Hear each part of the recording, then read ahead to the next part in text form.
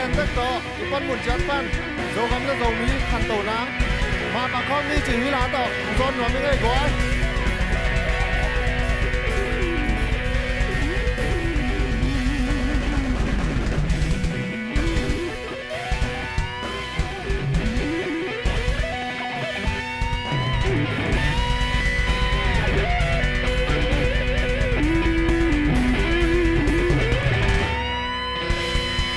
dầu gầm lấy ní bằng khăn nắng dầu mi nằm kia bằng khăn nắng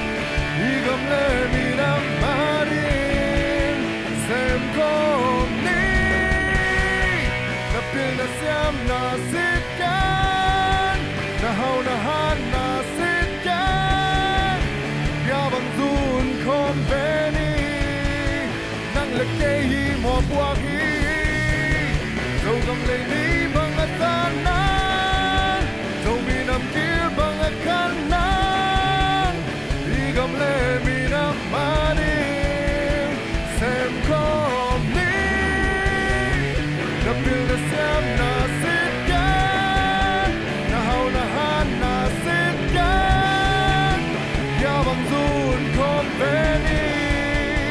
nang lệ kê hi mò qua hi